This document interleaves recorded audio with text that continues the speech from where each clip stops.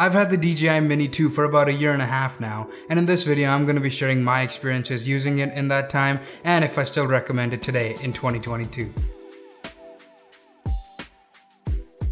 So this was my very first drone, and when I bought it, I didn't really have my drone pilot's license, so my options were limited to drones under 250 grams. And this guy's name popped up pretty much everywhere I looked, and for a good reason. This is pretty much the best drone DJI makes under that weight limit. So I decided to pick it up, and I've pretty much flown it everywhere you can imagine. So in this video, I'm going to be going over some of the things I think this drone does really well, and of course we'll go over some of the shortcomings as well, and in the end I'll kind of let you guys know if I still think this is a good buy. Alright, starting off with the fact that this is a super compact drone. I mean, here it is compared to my phone, and as you can tell, that is a tiny drone. I mean, you kind of expect that at a drone that weighs under 250 grams, but it is just super convenient that it's so small. And you might think that being so small and light that it might be terrible in windy conditions, but this thing actually flies with a lot of authority. I haven't really had any issues with it. It's super solid in the air. I mean, I think in the last year and a half, I've just had one scenario where I kind of lost control of it a little bit. And to be honest, that was kind of my fault because I was flying it outside the city where it was fields everywhere and the winds were like at about 70 kilometers an hour. And I think a lot of drones are going to have trouble in a situation like that. I think that's the only situation I can actually remember where I've lost control of this drone. Other than that, it's super solid, really fun to fly. And being so small, of course, makes it super easy to travel with as well. And all of the contents fit really nicely in the travel case that comes with the Fly More combo, so that's a bonus as well. The battery life is also good with this drone. It's rated for 31 minutes, but in real world use, you can expect about 20 to 25-ish minutes, which is still decent, especially if you have the Fly More combo and you have the 3 batteries. This is going to give you about an hour of flight time, which I really don't think you're going to need more than that. So I would give the battery life at least a B+, if not an A-.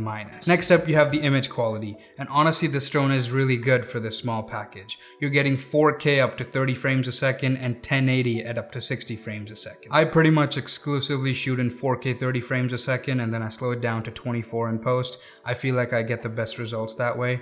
I don't really bother with slow motion at all because I don't really need it for what I do, and I value 4K a little bit more than I value 60 frames a second, so I just choose to go with 4K 30, but you do have the option of 60 frames a second if you so choose. The one thing I'm not happy with at all with this drone is the low light. This has a 1/2.3-inch CMOS sensor and it cannot handle low light whatsoever. I mean, as soon as you lose just a little bit of light, you're pretty much done for. So if you are somebody who shoots a lot of low light stuff, I would definitely recommend something like the Mavic Air 2S. This is really not going to get the job done. But if you have this drone already, then I would just recommend scheduling your shoots during the day. I mean, you know what your equipment is capable of, and it's definitely a good idea to play to its advantage. So I recommend scheduling your shoots during the day, and you'll be very happy. Last but definitely not least, we have QuickShots. And when I heard about this feature, I really didn't think I would use it that much, but it's safe to say that I've used it at least once at every single shoot I've done.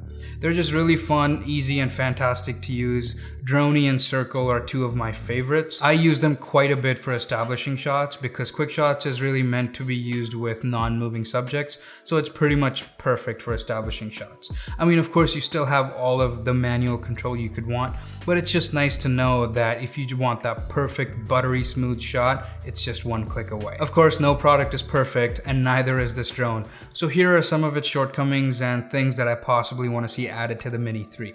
And the first one being is the lack of sensors. This drone just has bottom-facing sensors so the drone can land safely, but that's pretty much all you get. There are no other sensors anywhere on the drone. So you really just have to baby it a little bit because this drone is really not going to save you on its own. This is probably going to be most people's first drone, and I feel like it's a bit of a bad combination with beginner pilots and the lack of sensors.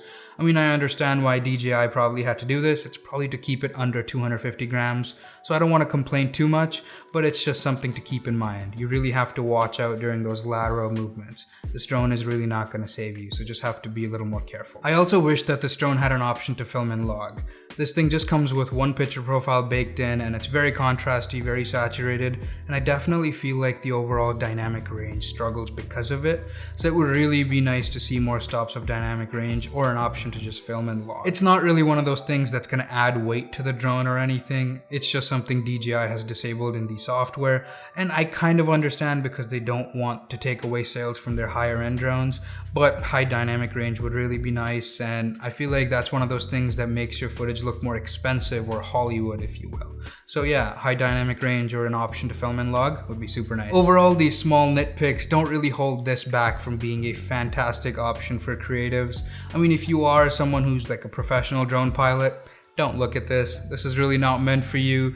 DJI has better, bigger drones that they sell for professionals, but this is really for someone dipping their toes into drones for the first time. I really don't think there is a better option out there. So if you're someone whose budget isn't super high, or someone who just doesn't have their drone pilot's license just yet, I feel like DJI just has the right mix of features in this drone, and it would definitely be the perfect fit for you. I personally really like DJI products. I feel like they make everything easy and enjoyable to use, and if it is enjoyable to use, you're just gonna use it more often. That's just a fact. I mean, the software is amazing for this drone. It feels good in the hand. The connection when flying is super solid, and all of these things combined just kind of tell you that DJI knows what they're doing, and they've made a fantastic product. And that's usually the case with most of their products.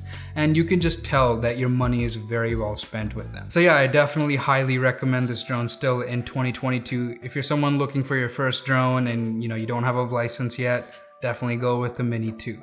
And if you want to hear my quick rant about the Sony a7 IV, click over here, check out that video. And that's about it for me today. If you like this video, don't forget to leave it a like, subscribe for more videos like this, and I'll see you guys next time.